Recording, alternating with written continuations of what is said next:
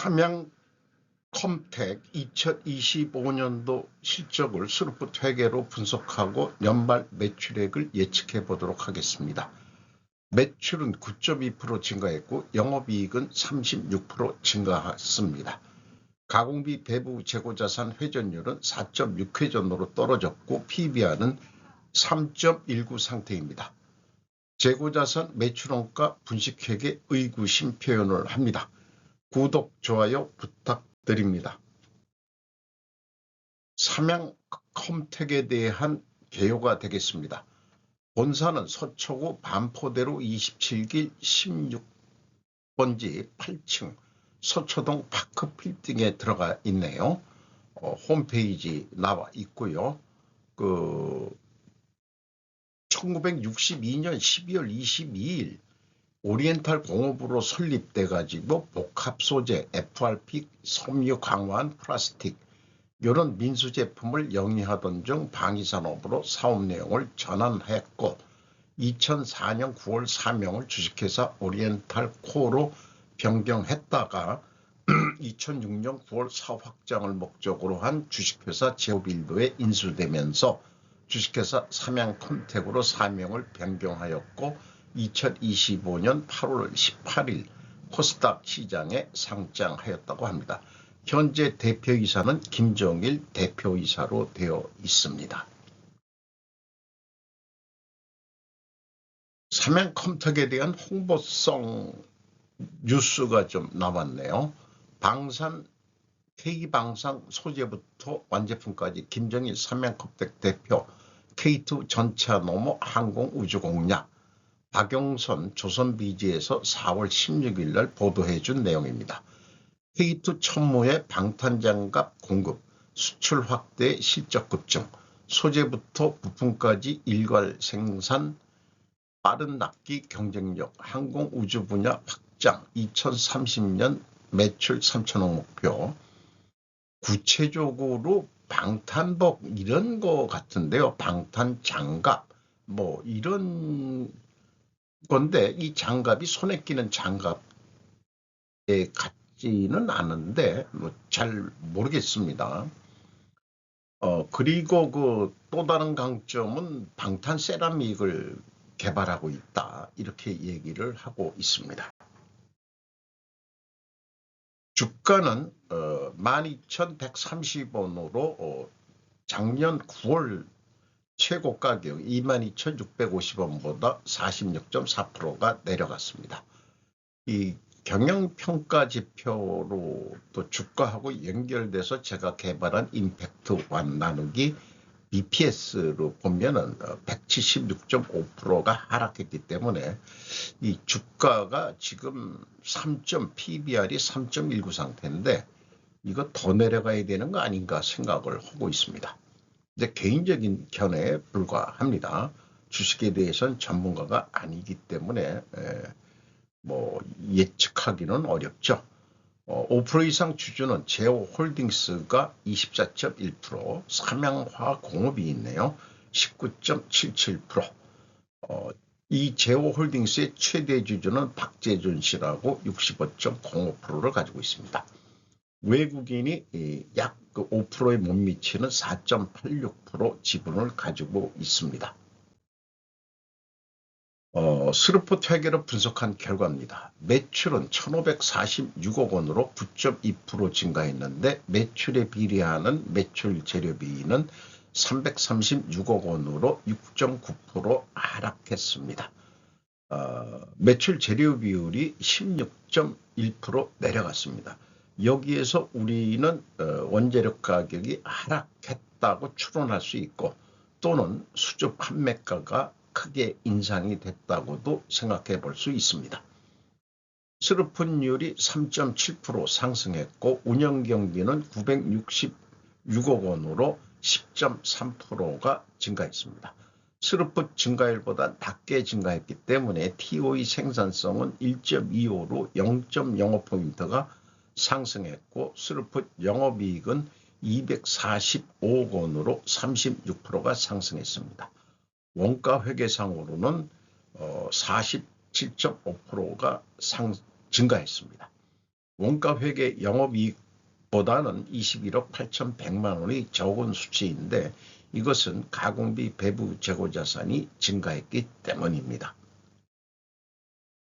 원가회계 손익으로서는 매출 원가가 계속 그 매출 원가율이 85%에서 77.6%로 계속 내려가고 있습니다. 영업이익은 47.5% 증가했고요. 매출 원가율이 지속적으로 하락한다는 것은 수주 판매 가격이 인상되고 있다는 것으로 추정할 수 있겠습니다. 그런데 매출이 1,546억 원 했는데 2025년 말 수주 잔액은 1,331억 원밖에 되지 않습니다. 1년분도 안 되는 건데 이게 물건 만드는 이 생산 리드 타임이 그렇게 긴 제품은 아닌 것 같으니까 수시로 방위산업청에서 발주를 수시로 내는 그런 형태로 추정이 됩니다. 재고자산 명세입니다.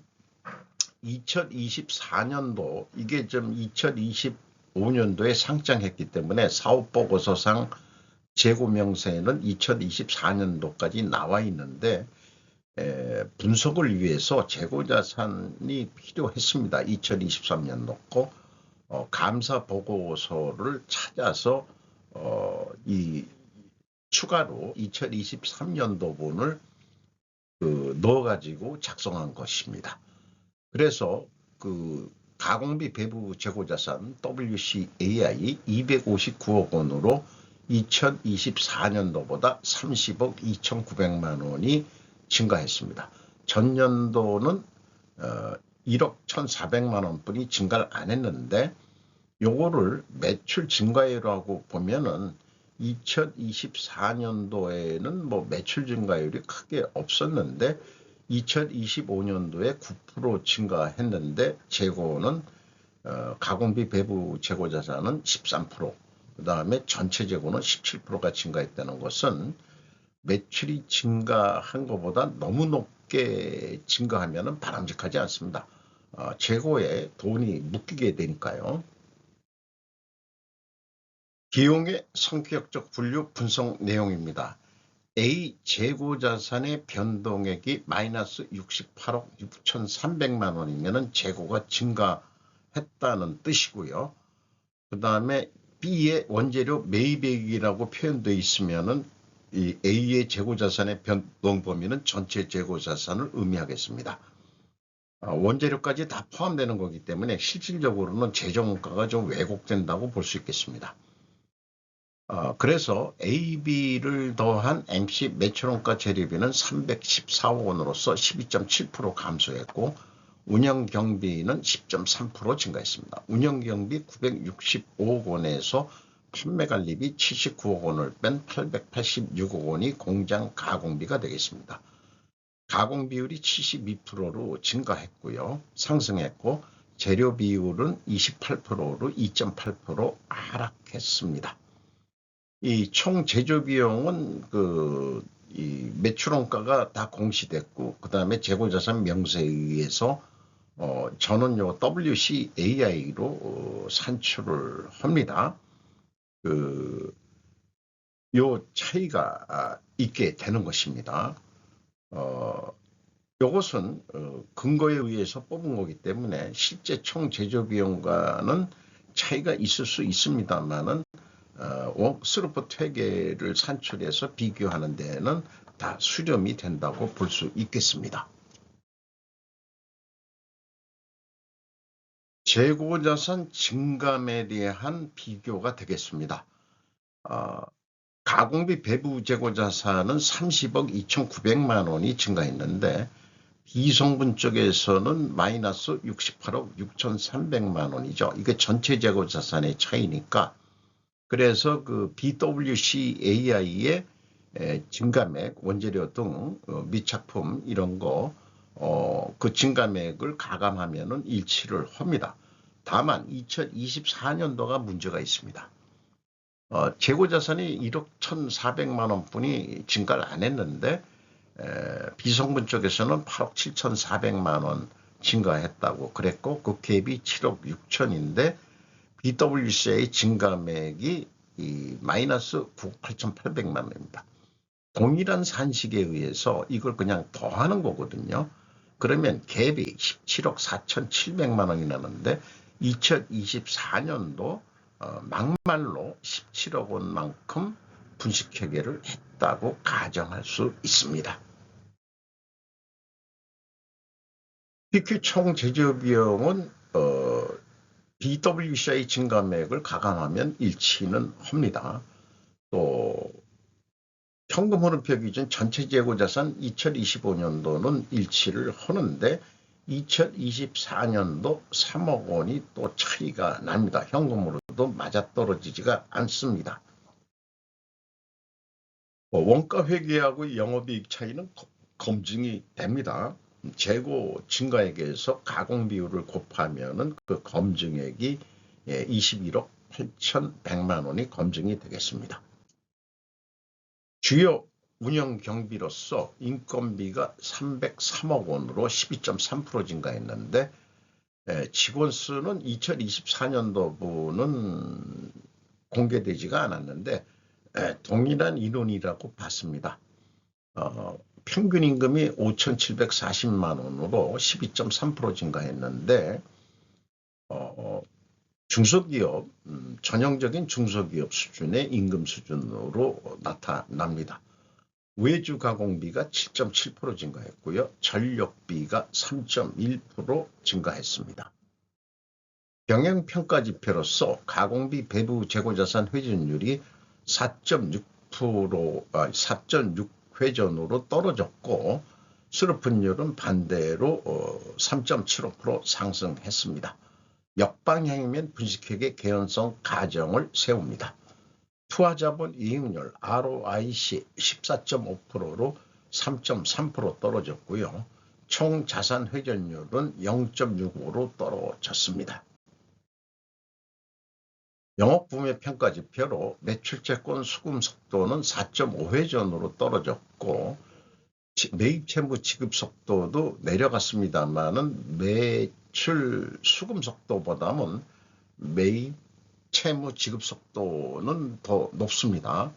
납품 협력업체한테 돈을 빨리 준다는 얘기도 되고 또는 원재료 공급업체가 시장 우위에 있다고 볼 수도 있습니다. 두펑 ROI 자본 회수율 15.6%로 18% 떨어졌습니다. 앞서 얘기한 대로 그 두 가지 경영평가지표가 역방향이기 때문에 분식회계 개연성 가정을 세우는데 이것을 반증하려면 원재료 가격은 상승해야 되고 판매 가격도 인상이 돼야 됩니다. 근데 1, 2차 추론하고는 모순된 반증 추론이 나오죠.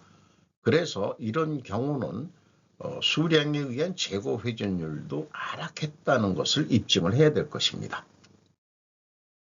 그런데 이 방산업이라는 걸 계속 홈페이지나 뭐나 해가지고 그렇게 강조를 하는데 여기서도 보안관계상 기재를 생략합니다. 이렇게 나와 있어요. 그리고 연도별 매출액은 했는데 아니 그 구매액을 그 비성분 원재료 구매액하고 차이가 있습니다. 이 작게 구매했는데 비성분의 원재료 구매액이 382억 원, 50억 원이나 많게 산출을 했어요. 그러니까 매출원가를 높여가지고 그 이익이 적게 나오도록 이렇게 한 거 아니냐 이렇게 생각이 들어갑니다. 법인세를 적게 내려고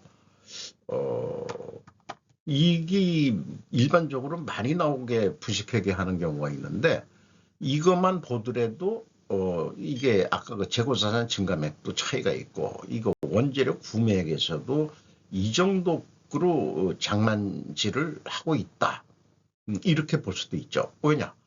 제품 매출액은 일치를 하거든요. 손익계산서하고 자기네들 주석 한 거하고 그렇습니다. 그래서 지금까지 논의된 것을 요약을 하면은 역방향이라서 부식회계 개연성 가정을 세우는데 이걸 반증하려면 원재료 가격이 상승해야 됩니다.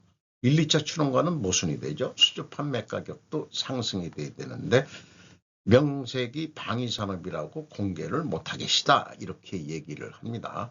반증을 해주고 싶어도 반증을 할 수가 없네요. 그래서 방위산업위원 모두 투명성 의무에서 문제가 없냐 제가 질문을 하고 싶어요.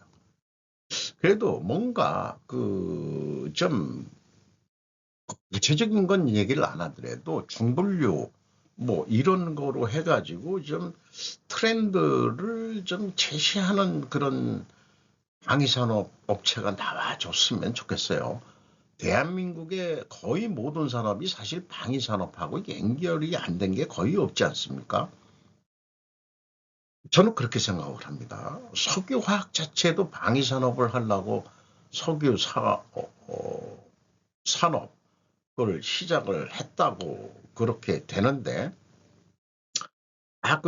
기초 이 소재, 예를 들어서 비철금속의 고려 아연이라는 데가 있습니다만은 아연하고 납이 나오는데 또 LS MNM이라고 굴이 나오는데 이게 총알 만들려고 그러면은 구리하고 아연이 있어야 되거든요. 그 합금을 해서 황동을 만들어야만 그게 되는 거기 때문에 그런 기초 산업도 방위산업 아니냐 이거예요. 그런 기초 산업에서는 원재료 가격 수위 이런 거 다 공개하는데 자기네들이 뭐가 잘났다고 이렇게 다 방위산업이면 다 용서가 되느냐. 제가 좀 그게 불만입니다. 뭔가 좀 객관할 수 있는 게 필요하지 않겠냐. 그러니까 방위산업청이 요걸 뭐 얻어 처먹고 있는 거 아니냐. 죄송합니다. 이게 비싸게 사고 있는지 싸게 사고 있는지 잘 모르겠다 이게요. 현금 흐름 재무지표 EAT 세후 현금 순이익 430억 원 벌었습니다. 일반적으로 단기 순이익보다는 많이 벌게 되어 있습니다. 주식회사는. 왜냐하면 그 비용에서 대표적으로 비현금 비용인 감가상각비 이런 거가 실질적으로는 현금이 안 나가는 거기 때문에 현금으로는 433억 벌었다 이렇게 얘기를 할 수 있습니다. 그런데 EMS 전체 사업활동 뭐 영업의 부분까지 포함해가지고는 170억 원의 현금이 유출이 됐고요. 최종 379억 원의 현금이 유출이 됐습니다. 비유동자산 투자는 뭐 한 29억 정도 투자한 것밖에는 없습니다. 어디로 돈이 그렇게 많이 나갔을까? 채권자한테 돈을 갚았네요. 372억 원. 2024년도 상장되기 전에 47.2%였는데 50%가 넘으면 경영권을 뺏기죠. 그러니까 유상증자를 통해서 이자 부채를 갚았다 이렇게 해석이 됩니다. 2024년도 유상증자 793억 원, 유상증자는 752억 원인데 자기 주식 거래, 그 다음에 기타 변동 이런 거로 해서 793억 원의 자본이 들어왔습니다. 주주 입장에서는 돈이 빠져나간 거니까 마이너스로 표식이 되게 산출을 합니다. 납입자본 성장률 떨어졌습니다. 1.5배로. 그 다음에 이익잉여금률도 41.1%로 하락을 했습니다. 2025년도 실적을 토대로 2026년도 매출액을 예측해 보겠습니다. 우선 손익분기점 산식을 통해서 운영경비가 10.3% 증가했는데 이 추세가 그냥 간다고 보고 있습니다. 현재 뭐 방산이 잘 나가고 있으니까. 그리고 영업이익률은 25%만 증가한다고 봤습니다. 이 경우 스르픈율로 요 목표액을 나누면은 1747억 원이 될 것으로 예측할 수 있습니다. 매출에 비례하는 매출 재료비이기 때문에 1 더하기 13% 해가지고 재료 비율로 나누면은 동일한 금액으로 매출액을 예측할 수 있겠습니다. 그래서 이거를 하나 뭐 방탄 장갑이라고 해서 한 짝에 17만 원에 팔기로 이거 우수리 까자. 방위산업청에서 17만 원에 구매를 하면은 그래도 2만 5천 원은 남는다. 이렇게 되겠습니다. 돈을 더 남아보자. 재고 회전율이 4.6회전인데 5회전까지 해보자. 그러면은 납품 단가가 18만 8,500원의 인상 효과가 있어서 운영경비 접대비를 좀 쓰더라도 4.8% 남는 거는 2만 5천 원에서 3만 6천 원으로 더 남을 수 있다. 이렇게 볼 수 있겠습니다. 원가 회계상으로는 재고가 감소했을 때하고 재고가 증가했을 때 두 가지를 다 고려해 봐야 됩니다. 재고가 감소했을 때는 총 제조비용보다 매출원가가 증가하게 되어 있는 게 원가 회계고요. 재고가 증가할 경우에는 총 제조비용보다 매출원가가 내려가는 것으로 되어 있습니다. 그래서 목표이익을 내기 위해서는 재고가 감소할 때는 18만 4천 원가량으로 비싸게 팔아야 되고 재고가 증가할 때는 17만 8천 원에 팔아도 목표이익은 나온다. 이렇게 볼 수 있겠습니다. 그래서 견적서를 방위산업청에 이렇게 영업에서 써냈습니다. 재료비 4만 4천 원, 가공비 9만 7천 원, 판매관리비 8천 원. 그래서 원가가 14만 9천 원이니까 우리가 마진을 3만 4천 원 봐가지고 18만 8천 원에 납품하겠소. 요거 정도는 주셔야 됩니다. 그랬더니 방위산업청에서 스루포트 회계를 배운 친구가 있어가지고 무슨 개똥 같은 얘기냐. 17만 원으로 깎고 후려쳤다고 그래도 19,000원 속으로 남으니까 아마 수주를 할 거예요. 그러면은 스루포트 회계처럼 18만 8,534원까지 매출 증가 효과를 똑같이 올린다 그러면은 얼마가 남느냐? 19,000원 남았었는데 22,000원 분이 크게 그 영업이익이 올라가지 않습니다. 왜냐? 재고의 감소, 요거는 더 추가 생산 안 하고 재고만 감소했기 때문입니다. 그래서 원가 회계가 문제가 있다는 거죠. 자, 17만 원에 팔았을 때는 스루풋 이익보다도 다 작게 나오고 있습니다. 그래서 스루풋만큼 판매 단가를 올렸을 때 스루풋은 3만 6천 원 남는데 원가 회계는 2만 2천 원 분이 남지가 않습니다. 그래서 이 재고가 감소하면 영업이익이 줄기 때문에 항상 재고가 증가해야 한다는 전제 조건은 저는 잘못된 세계다. 이거를 지속적으로 끊임없이 제가 세뇌 공작을 지금 하고 있는 겁니다. 그래서 예측 알고리즘을 시뮬레이션을 그렇게 지금 해 본 건데 제가 주장하고자 하는 것은 원가 회계가 더 이상 필요 없다는 것이죠. 그렇습니다. 과잉 생산도 하지 말자. 제닛 옐런 언니의 말을 충실히 좀 귀담아 듣고서 과잉 생산하여서 과다 재고는 만들면 안 된다. 왜냐? 그 재고를 없애려고 덤핑 수출을 또 하게 된다 이 말이죠. 그리고 로스차일드 글로벌 금융 세력인 로스차일드 여사가 ESG를 쓰레기통에 버리자고 얘기했다는데 원가 회계도 버리자고만 얘기를 해주면은 이 세상은 아주 뒤집어질 것입니다. 제가 제약이론 편집점 환자로서 기유를 해본 거가 되겠습니다.